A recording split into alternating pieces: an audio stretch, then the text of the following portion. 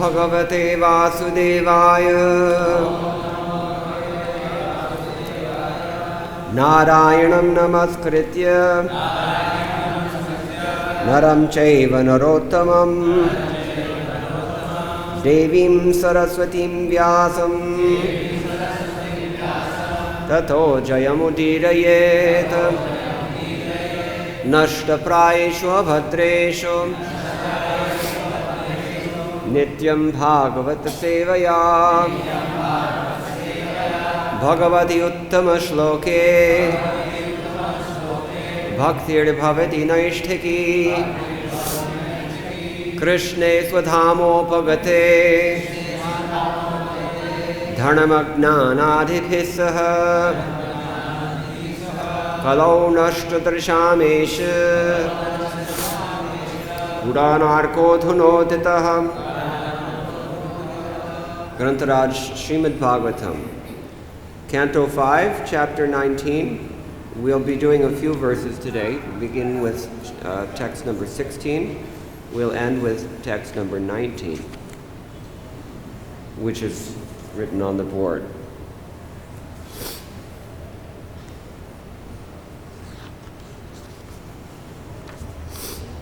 So I'll just begin reading myself the verses. Text number 16. This chapter is entitled The Island of Jambudweep. Okay. Bharate api asmin varashe saritchailaha santi. Bahovo malayo mangala prastho mainakas trikuta rishabha kutakaha kollakaha sahyo devagirir rishyamukha Shri Shailo Venkato Mahendro Varidharo Vindhyaha Shuktiman Rikshagirihi Pariyatro Dronash Chitrakuto Govardhano Raivatakaha Kakubho Nilo Gokamukha Indrakilaha Kamagirir Iti Chanye Chashata Sahasrashaha Shailas Tesham Nitamba Prabhava Nada Nadyascha Santi Asankhyaataha. That means, in the tract of land known as Bharatavarsha, as in Ilavrtavarsha, there are many mountains and rivers. Some of the mountains are known as Malaya, Mangalaprastha, Mainaka, Trikuta, Rishabha, Kutaka, Kollaka, Sahya, Devagiri. Anyone recognize any of these names?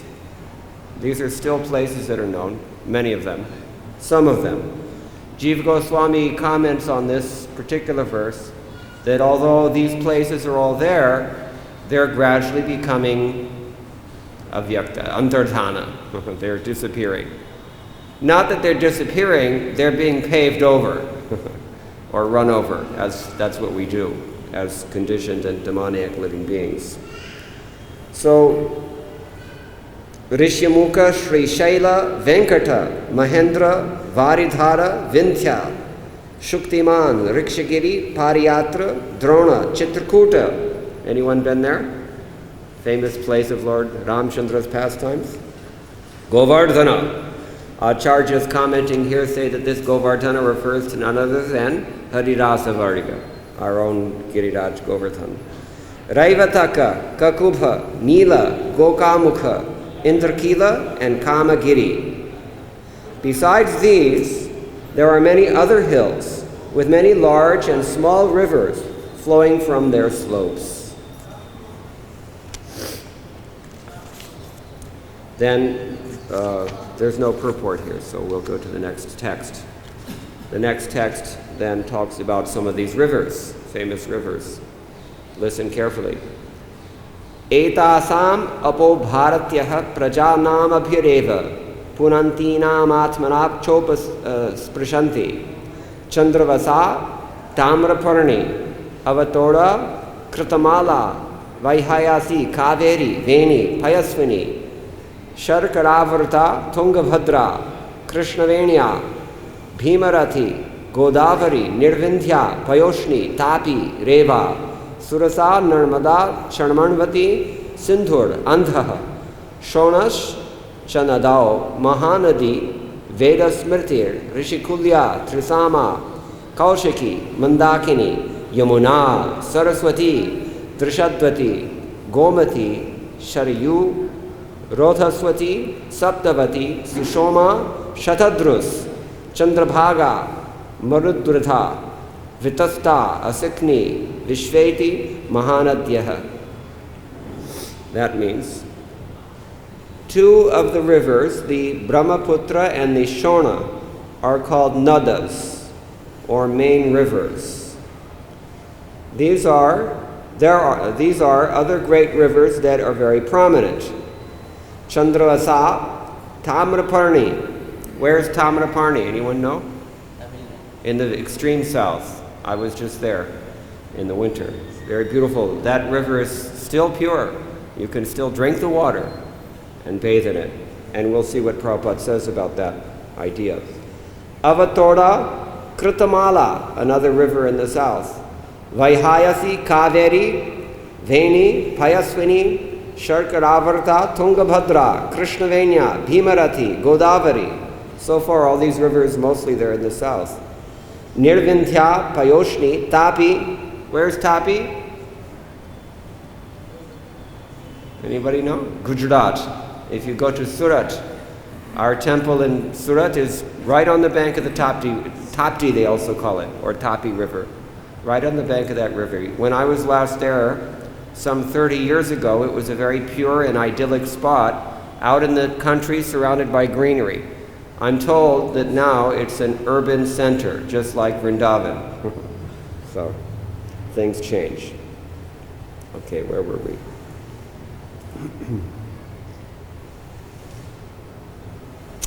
Reva, Surasa, Narmada, Charmanvati, Mahanadi.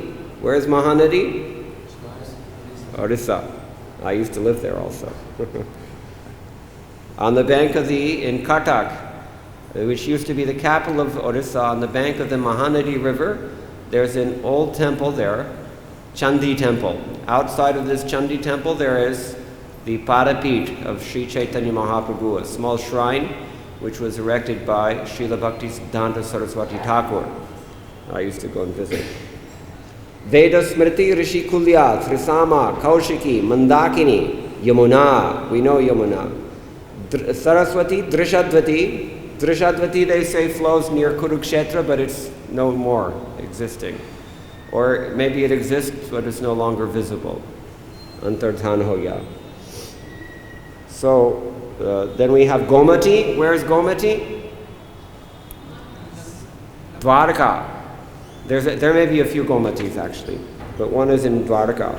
Sarayu, this is famous river in which place? Ramchandra's place, Ayodhya. Rodhaswati, Saptavati, Sushoma, Shatadru. Anybody know where is Shatadru? No, we've lost this. Shatadru is nowadays known as Sutlej.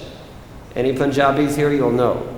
Punjab itself, the word Punjab means Panchapa, 5 rivers. There are 5 famous rivers flowing in that place. Sindhu is one of them. Shatadru is another one. Vipasha. What do we have? No, Ravi is not one of them. Jhelum. I forget the Sanskrit name of the Jhelum River. Anyway, 5 rivers, and some of them are mentioned here. Vitasta. Vitasta, I believe, is Jhelum. And Bias River, now they call it Bias. It's called Bias River because Vyasdeva had an ashram nearby. But even before then, it was called Vipasha.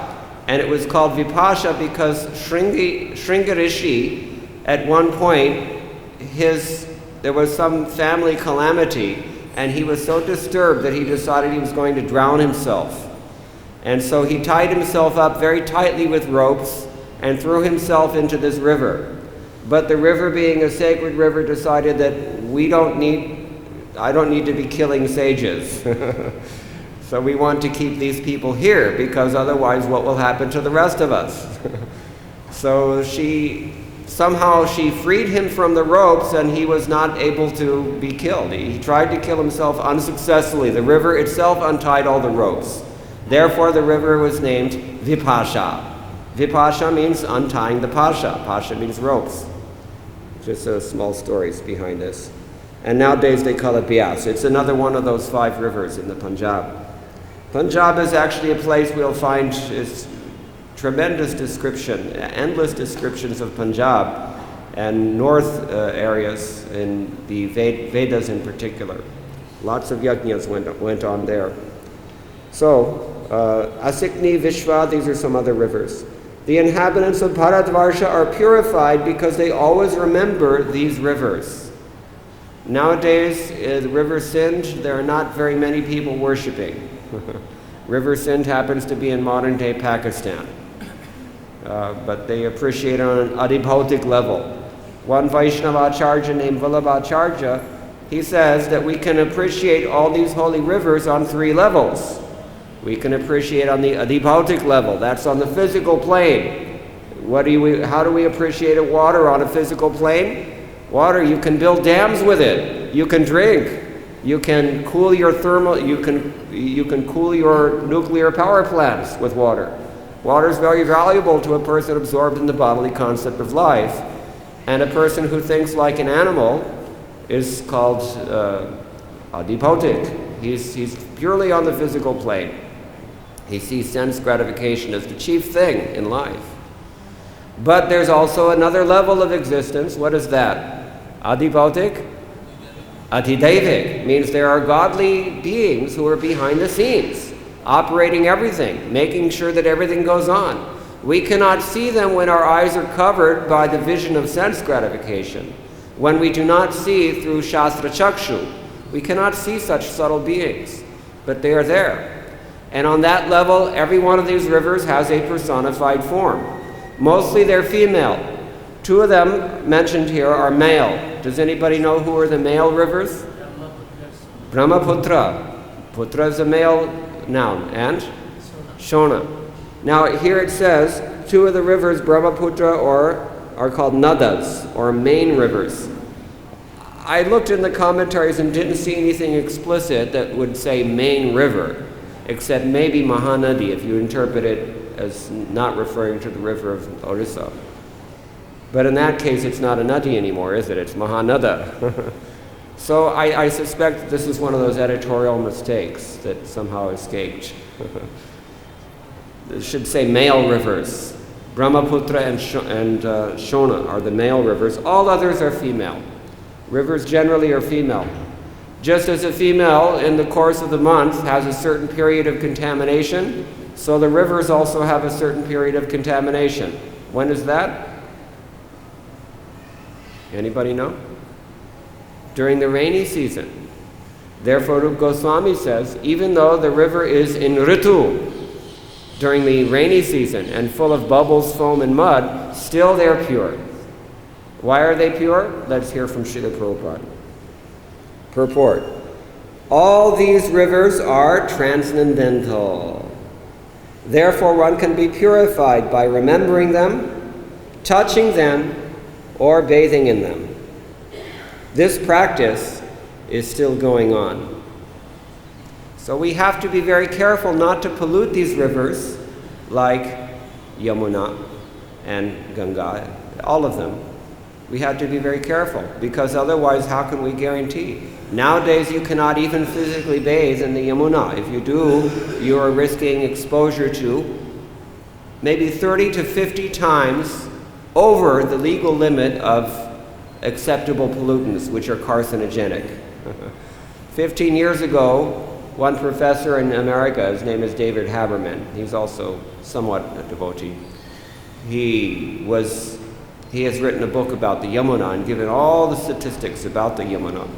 At that time, the contamination was 20 times over what the law allowed. So we can only assume now that it's increased, because that's what these things do in Kali Yuga.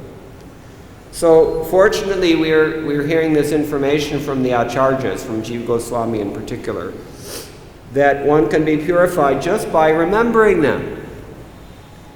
Anybody know this Yamunashtaka written by Srila Rupa Goswami? He says, if you just desire to bathe in the Yamuna, you become freed from so many sinful reactions. If you simply desire. Therefore, when you bathe outside of Vrindavan, you can at least remember Yamuna and invoke her name and become purified in that way. It's a completely valid process of taking advantage of these holy rivers. But we should not force that process by continuing to, in effect, urinate into the Yamuna and other things that we do. This is an important point. So that's the text number 17 and 18, and now we have on the board number 19. I'm just going to chant this verse myself, because it's, after all, not really a verse, but it is. Asminneva varshe purushayar labdha janmabhihi shukla lohita krishna varnena swarabdhena karmana divya manusha naraka gatayo bahuvyatmanaha anupurvyena sarva hi eva sarvesham vidhiyante yatha varna vidhanam apavargaschapi bhavati. Very interesting thing. This says, translation by Srila Prabhupada, the people who take birth in this tract of land, what tract of land are we talking about? Bharatavarsha in particular. The people who take birth in this tract of land are divided according to the qualities of material nature, the modes of goodness, sattva guna, passion, rajaguna, and ignorance, tamoguna. Some of them are born as exalted personalities, and some are ordinary human beings, and some are extremely abominable. For in Bharatvarsha, one takes birth exactly according to one's past karma. If one's position is ascertained by a bona fide spiritual master, and if one is properly trained to engage in the service of Lord Vishnu, according to the four social divisions, Brahmana, Kshatriya, Vaishya, and Shudra, and the four spiritual divisions, Brahmachari, Grihastha, Vanaprastha, and Sannyas, one's life becomes perfect. Purport. For further information, one should refer to Bhagavad Gita, chapter 14, text 18, and chapter 18, texts 42 through 45. Srila Ramanujacharya writes in his book, Vedanta Sangraha. This is another mistake, I'm sorry to say. There is no such book as Vedanta Sangraha. However, there is a famous book written by Ramanujacharya called Vedartha Sangraha. I'm sure that that's the book that Srila Prabhupada is referring to, and most likely another editorial error. So he writes, and Prabhupada quotes this passage in full because it's very germane. Evam vidha parabhakti surupa jnana visheshas yotpadakaha purnavokta harayar upachiyamana jnana purvaka karmanu krihita bhakti yoga eva yathoktam bhagavata parasharena varnashanameti nikhila jagaruddharanaya avanitale avatirnam parabrahmabhuta purushottamah swayameta ruktavan swakarma niratah siddhim yatha vindite tachrino yata pravittir bhutanam yena sarvamidam tatam sakarmana tamabhyarchya siddhim vindati manavaha iti. So the verses that Srila Prabhupada has mentioned in Bhagavad Gita, they're actually being cited here by Ramanujacharya in his Vedartha Sangraha. Excuse me.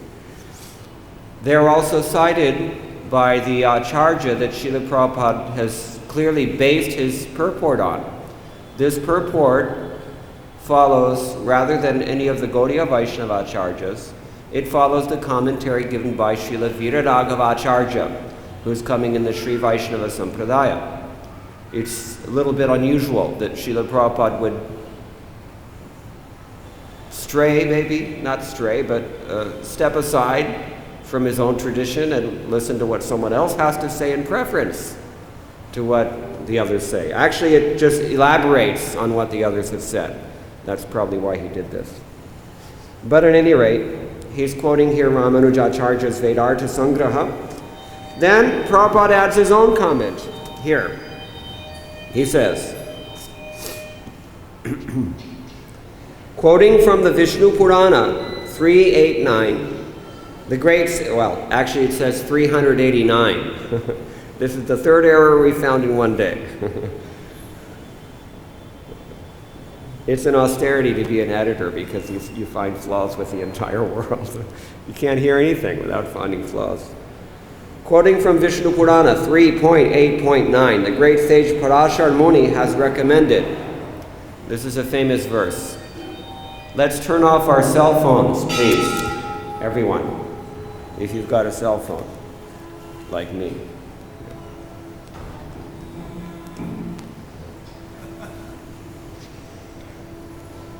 So, quoting from Vishnu Purana, the great sage Parashar Muni has recommended, Varnashrama charavata purushena parapuman Vishnur aradhyate pantha nanyat tattosha karanam. That means the Supreme Personality of Godhead, Lord Vishnu, is worshipped by the proper execution of prescribed duties in the system of Varna and Ashrama. There is no other way to satisfy the Lord. In the land of Bharatavarsha, the institution of Varnashram Dharma may be easily adopted. At the present moment, certain demoniac sections of the population of Bharatavarsha are disregarding the system of Varnashram Dharma because there is no institution to teach people how to become Brahmanas, Kshatriyas, Vaishyas, and Shudras, or Brahmacharis, Grihastas, Vanaprasthas, and Sannyasis. These demons want a classless society. Shri Shri Guru Gauranga ki jai, Shri Shri Krishna Balaram ki jai, Shri Shri Lalita Vishakha Sahita Radha Shyama Sundara ki jai. This is resulting in chaotic conditions.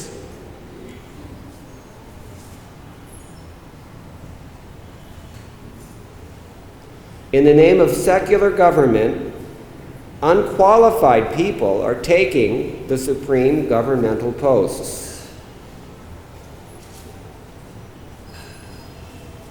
No one is being trained to act according to the principles of Varna Ashram Dharma, and thus people are becoming increasingly degraded and are heading in the direction of animal life. The real aim of life is liberation. But, unfortunately, the opportunity for liberation is being denied to people in general. And therefore their human lives are being spoiled. The Krishna consciousness movement, however, is being propagated all over the world to re-establish the Varnashram Dharma system, and thus save human society from gliding down to hellish life. Om Gnana Timirantasya Gnananjana Shalakaya Chakshurun Militam Yena Tasmai Shri Gurave Namah Mukam Karoti Vachalam Pungam Langhayate Girim Yat Kripatamaham Vande Shri Gurum Dinataranam. We've heard some very interesting comments in the last several days regarding this passage from the Srimad Bhagavatam. I'm thinking in particular at this moment as Kratu Prabhu gave a nice summary. He read the chapter summary given by Srila Prabhupada here for the Srimad Bhagavatam, in which he also brought to our attention a very salient remark that Srila Prabhupada makes in that chapter summary. Srila Prabhupada writes in his second paragraph,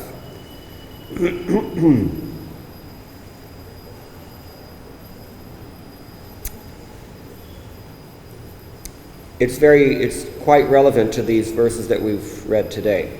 In the planet known as Bharatavarsha, there are many rivers and mountains as there are in other tracts of land. Yet, Bharatavarsha has special significance because in this tract of land there exists the Vedic principle of Varnashram Dharma, which divides society into 4 Varnas and 4 Ashramas. Furthermore, Narad Muni's opinion is that even if there is some temporary disturbance in the execution of the Varnashram Dharma principles, they can be revived at any moment. And Srila Prabhupada takes this a step further in today's purport with his concluding sentence in that purport, in which he writes, "The Krishna consciousness movement is being propagated all over the world to reestablish the Varnashram Dharma system and thus save society from gliding down to hellish life." That's a very strong statement. And I've already pointed out, it's also very significant, it would seem, to consider that Srila Prabhupada is listening to someone from outside of our sampradaya in order to make this emphatic point. The emphasis on Varnashram Dharma is coming from Srila Prabhupada. The other Gaudiya Vaishnava commentators on text 19 in particular, they have not so strongly emphasized it, if they've mentioned it at all. I don't remember the texts in my mind offhand. But it's pretty generic, their comments. But Viraragavacharya is very explicit. He goes into more detail. Srila Prabhupada generally, when he identifies Varnashram Dharma, so as not to allow anyone to make any mistake about what he means, he qualifies. It is the system of 4 ashramas and 4 varnas. In fact, the system of Varnashram Dharma is much broader than just those 8 divisions of society, although those are indispensable divisions. The substrate of that system is that one has a consciousness of Shreyas. In the end of chapter 16 in Bhagavad Gita, those who know, anybody know text 23? Chapter 16 of Bhagavad Gita? Or, I mean, the whole end of the chapter is very good, so I'll just read it quickly. He talks about this. He says, there are 3 gates leading to hell. We all know what those are. 3 gates leading to hell are lust, anger, greed. And a person should be very careful to avoid these. How does he avoid them? According to chapter 16 of Bhagavad Gita. Tasmat, please. Tasmat shastram pramanam te karya karya vijanataha. You should discriminate what is to be done and what is not to be done on the basis of what the Shastra enjoins.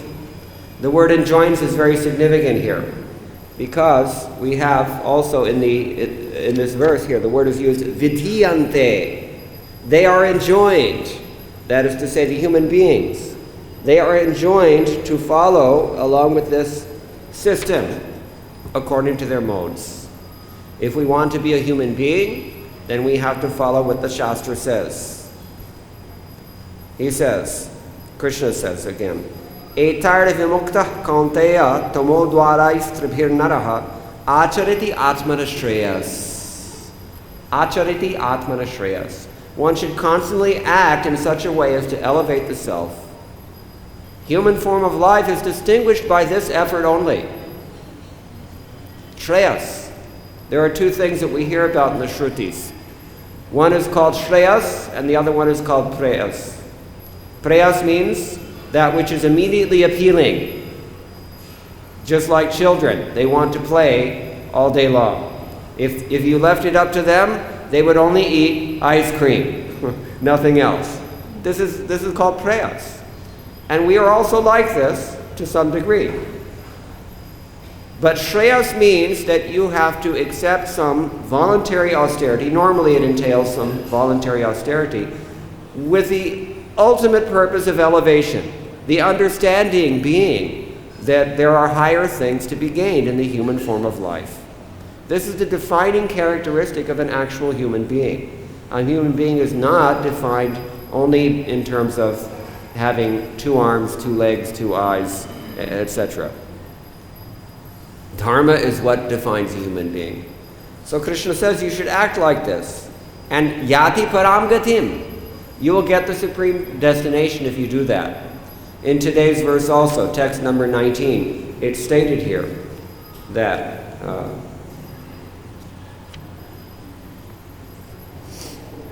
Yatha varna vidhanam apavargas chapi bhavati. When you are a human being in Bharatavarsha and you follow according to this system of dharma, then what do you get? Apavargas chabhavati. Apavarga means, who knows? Apavarga means liberation. Now, there are different kinds of liberation. We know that. There are at least 5 different kinds of liberation. Just like the pujari, he's liberated as long as he is remaining in the service of the deity. That's called samipya mukti. He's in personal proximity with the Supreme Personality of Godhead. It's a liberated state. Those who live on the same planet as the Lord, that's called salokya mukti. Those who are fortunate enough to live in the holy dham of Vrindavana, you can say it's a salokya mukti of some sort. At least it's training for that position. So similarly, you can get a form similar to the Lord, you can get opulences similar to the Lord. You can function so much in attunement to the Lord's desire that you become the senses of the Lord. This is the Vaishnava interpretation of Sayujya Mukti. Otherwise, the impersonalist or the Jnani interpretation of Sayujya Mukti is that you merge into the Lord. Either way, it's a merging of sorts. So this is Paramgatim. So Apavarga, Srila Vishwanath Chakravarti Thakur comments elsewhere, Apavarga actually has different meanings according to the adhikar of the individual. If the person is a karmi, then Apavarga means he goes beyond this, he gets liberation. Any kind of liberation. He goes beyond the realm of karma if he has really perfected his fruitive activity. Jnani, for the jnani to gain knowledge. Knowledge means awareness, realization. That's apavarga. But for the devotees, Vishwanath Chakravarti Thakur says, for them, apavarga means the lotus feet of Krishna. So this is apavarga, and this verse says, according to commentators, apavargascha mokshascha, or one can get liberation. Now, how do you get liberation? Viraragavacharya has further explained, if you follow very strictly according to your varnashram duties and do not deviate, anatikramya, if you do not deviate from those duties, then you get liberation. Otherwise, many acharyas have quoted other verses from other places to show that, in effect, what's described in chapter 14 of Bhagavad Gita, Urdvam gacchati sattvastha. If you're solidly situated in sattva guna and you very strictly follow everything perfectly, but do not free yourself of material desire, then you go to the heavenly realms. It's described in the 3rd canto in this way. Adyantikena sattvena divam deva prapedire. You will take birth as a deva when you have adyantikena sattvena, when you have too much sattva guna, too much of a good thing. Sattva guna is generally a good thing for spiritual advancement.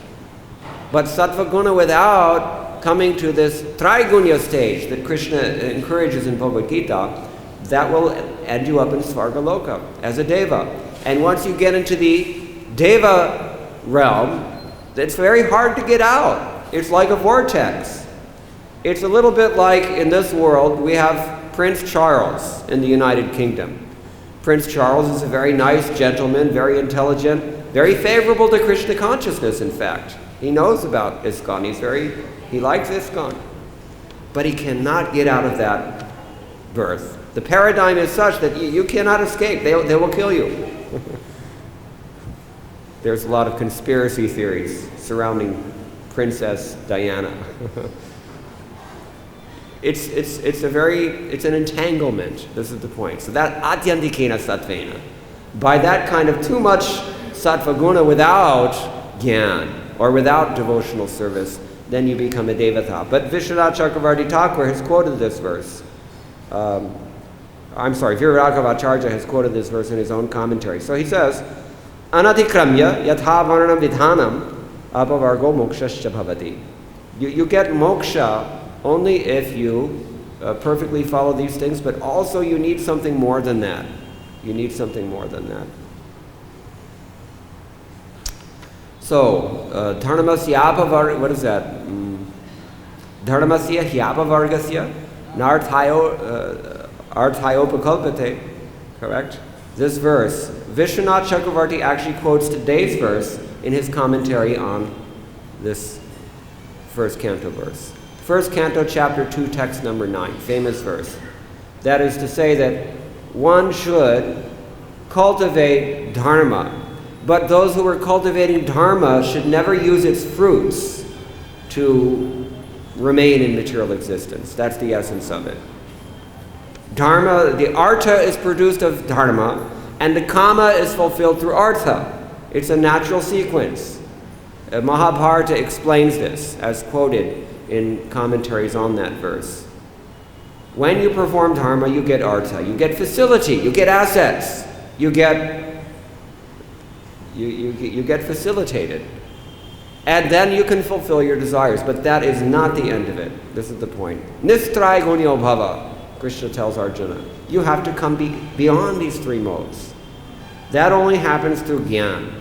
So that's the good part of sattva guna. Sattvat sanjayate jnanam. In the 11th canto, Krishna is teaching this. Through sattva guna we get jnana. That is the real point. This is also mentioned at the end of chapter, in the early chapters of the first canto. Same principle is there. Stressing the importance of sattva guna. It's a very important thing. Actually, only the Vedic tradition has any understanding of these three modes of material nature. Scientific understanding of Sankhya. And the Sankhya principles underlie all the injunctions that are found in Shastra. The injunctions what to do and what not to do. The Shastra Pramanam that Krishna mentions at the end of chapter 16. If we want to purify our existence, which is one of the first qualities that Krishna mentions as being a divine quality, again, in chapter 16. Anybody know what the phrase is? Purification of your existence? How do you say it in Sanskrit? Abhayam sattva samshuddhir jnana yoga vyavastitihi. This is the idea. This sattva guna is good because it enables you to become freed from fear. It enables you to purify your material existence. That means you purify your mundane body through contact with these holy rivers, holy mountains like Giriraj. The body is purified. I know a lady, she's no more in this world, but she had some sort of disease. I don't know exactly what it was, but she had to have her her stomach removed. She couldn't eat anything. And she had her stomach removed, and then the doctor said, you're in such bad shape, you're probably going to die. So she came to Vrindavan. And she was very enthusiastically, when she was in Vrindavan, she became so enlivened by this environment that she just became excited to perform more and more devotional service and more devotional activities. Even she couldn't eat, but she was very enthusiastically performing Giriraj Govardhan Parikrama. Giriraj Adhari Ki Jai. And she became so much better that she forgot all about her illness, but in fact she didn't have a stomach. And eventually it caught up with her, and eventually she did leave her body.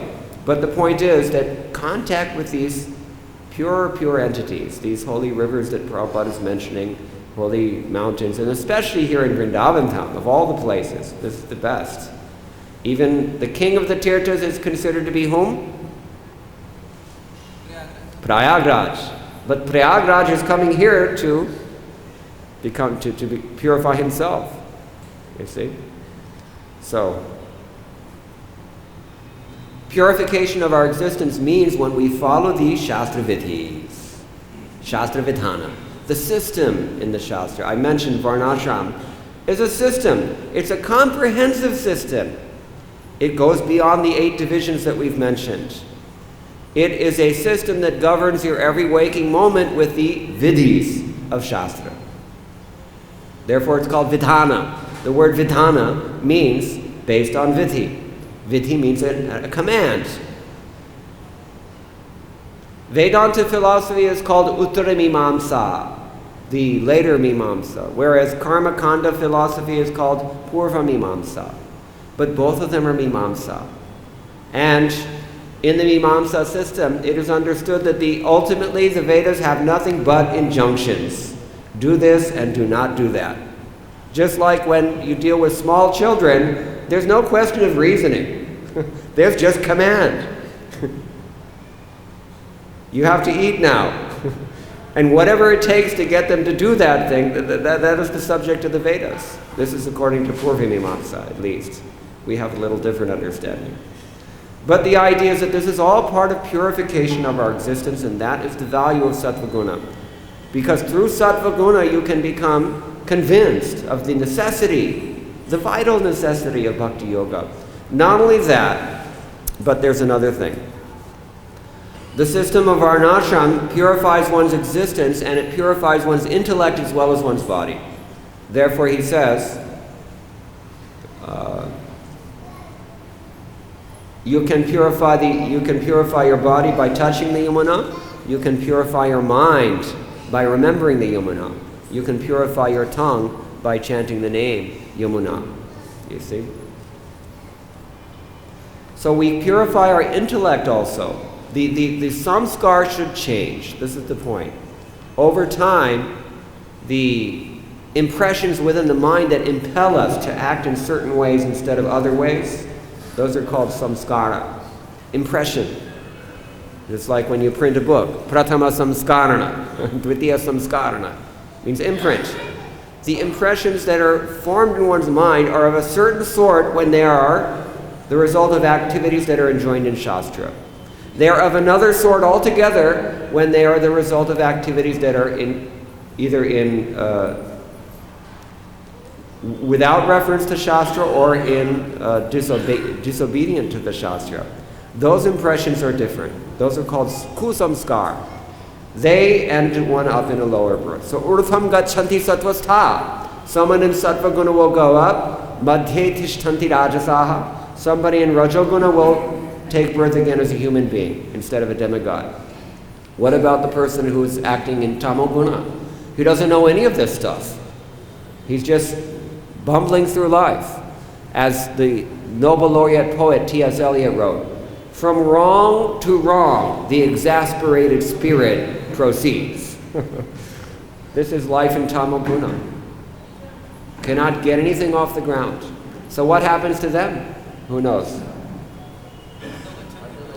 Adhogachanti tamasa. Those who are in tamoguna, they go down. And what kind of body do you take when you're in tamoguna?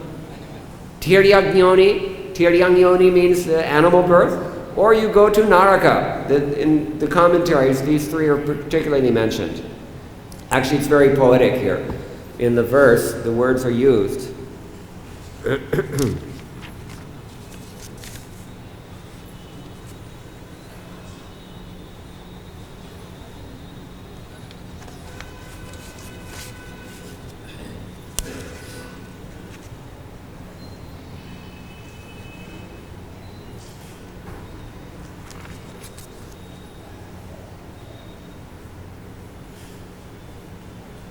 Well, he mentions Divya Manasha Naraka Gataya. You have three goals, possibly. You have a Divya Gati, you have a Manusha Gati, and you have a Naraka Gati. These are the results of performing activity in Sattvaguna, Rajaguna, and Tamaguna, respectively. So human life is actually meant and characterized by the effort to come to the level of Sattvaguna. The perfection of Sattvaguna is that we get liberation, not only in personal liberation or in liberation in terms of our knowledge, but liberation in devotional service.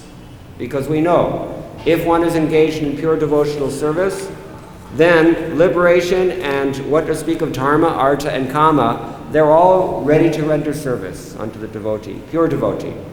This is the point. So there's much, much more that can be said about this. There are many, many, many important points here. But it's getting late, so I think I'm going to stop here. Just a few of the salient things that Srila Prabhupada has said. First of all, after mentioning the verses from Bhagavad Gita that Ramanujacharya specifically quotes in his Vedartha Sangraha, shall we read them? Do you want to hear? what those verses are? Because I don't think we read the translations. He mentions first chapter 14, text number 18, that I've just paraphrased.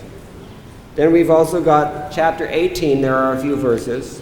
Shamodamastava kshantirarjamavecha, describing the Brahminical qualities. Then the verses describing the Kshatriya qualities, etc. These things are described. Then he goes on after that.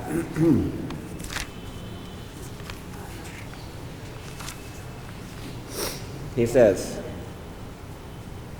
Swakarmana tam abhyarcha siddhim vindati manava yata pravittir bhutanam yena sarvamidam tatam. By worship of the Lord, who is the source of all beings and who is all pervading, a man can attain perfection through performing his own work.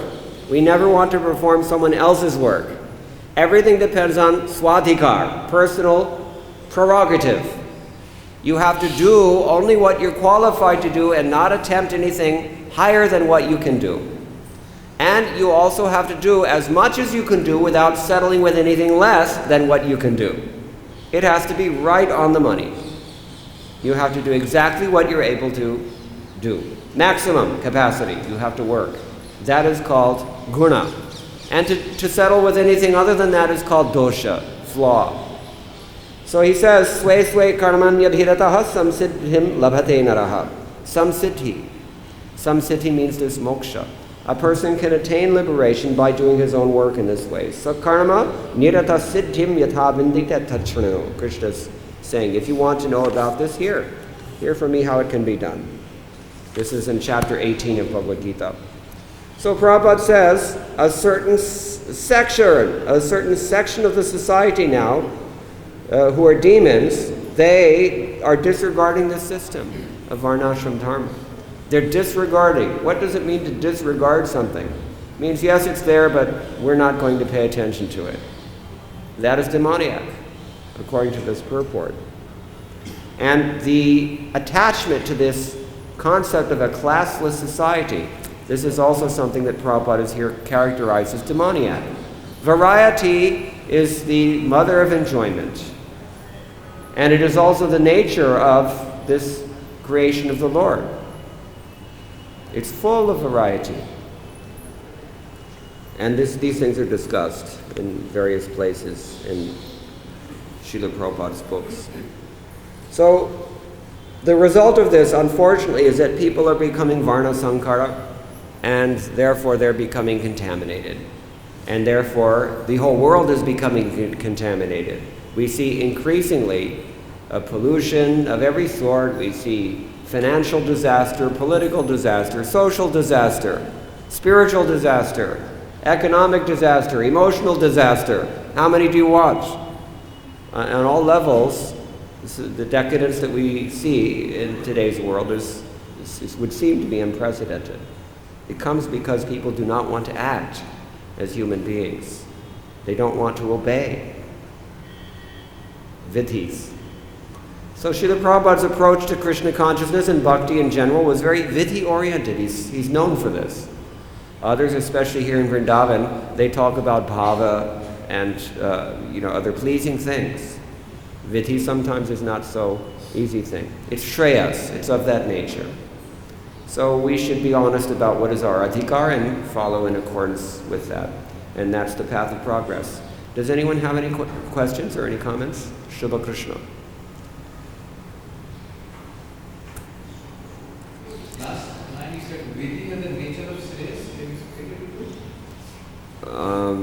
Did I say that?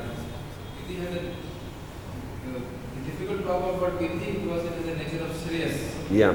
Vidhi is always intended to elevate us. I mentioned this before. Every injunction in the Shastra has as its ultimate purpose bringing us up. Up means coming out of illusion. Coming into Sattva Guna, and then when your adhikar changes, which it does over time, then getting out of Sattva Guna also and going into liberation.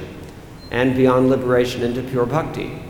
This is the elevation, this is the shreyas that Vidhi always entails. There's never any rules and regulations that do not have this shreyas behind them. This is the point. And usually it's carried out in terms of Sankhya categories, a very detailed understanding of the principles of material nature and how they're working. If we don't understand how material nature is working, then we cannot possibly extricate ourselves from it. It's a very, very important prerequisite. Like when you go to college, there's certain courses you cannot enroll unless you've taken the prerequisite course. You see? So liberation is like that. Liberation in knowledge is like that. Real bhakti, Krishna says in chapter 18, is predicated on this understanding. That's the point. Is that clear? This is all called Sambandha Gyan. The 9 cantos leading up to the 10th canto deal with Sambandha Gyan because it's that necessary. So much. Arjuna was told to become described Guranya, but still he still continued to be Kshatriya and fighting. Was he cultivating goodness or just being engaged in that service he was described Guranya? I'm sorry, I didn't hear your question. Can you repeat? I was saying Lord tells Arjuna to be described Guranya in the beginning. And the last part of Bhagavad Gita again, after all the expression of Lord, Arjuna is still fighting. So Yes, very good point.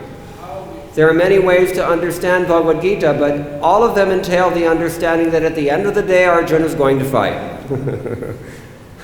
We talk about Sarva Dharman Parityaja, but the entire Bhagavad Gita is meant to make him fight, which is his dharma. So how did he give it up? Therefore, Viragavacharya has said in his commentary to this verse, today's verse, Yatha Varnam Anushtanam Anatikramya Kartam. This is the idea.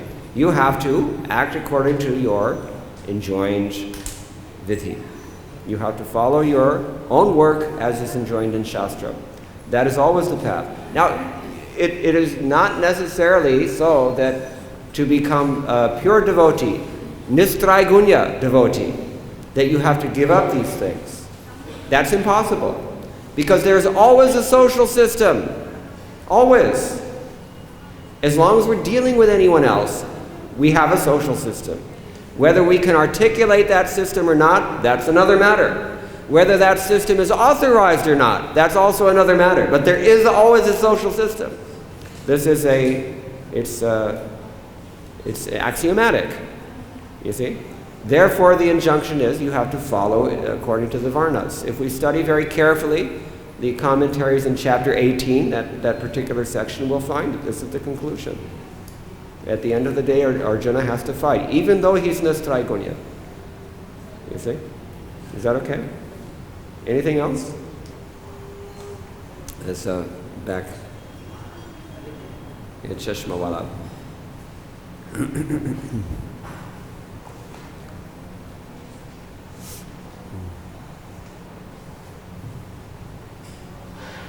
Hare Krishna, Prabhu. Prabhuji, just wanted to understand, in the modern times, the Varnashram Dharma basically has led to, casteism. And so how do we understand that? We talk about in the Shastras that Varnashram Dharma really is the way we should follow, but it's not outside people who don't follow it, it's really led in the negative way. So how do we understand that? This is another very, very, very important point.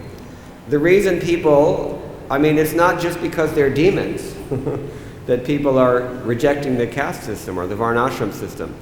Actually, there is serious misuse of the system for over many centuries.